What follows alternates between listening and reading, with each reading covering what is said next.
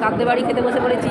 গন্ধরাজ লেবু, ভাত, তার সঙ্গে যে ঘি, বড়ি দিয়ে শাক ভাজা, ঘি দিয়ে শাক ভাজা দিয়ে খেয়ে নিই।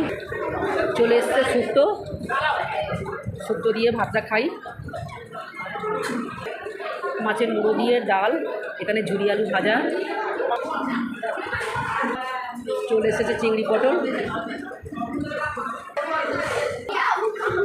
চলে এসেছে দই কাতলা। এই দেখো, সেই খেয়ে দেখি কেমন হয়েছে।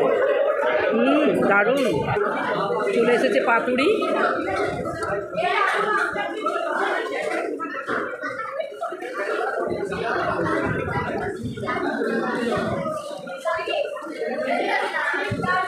এই দেখো, এবার টেস্ট করে দেখি। দারুণ দারুণ।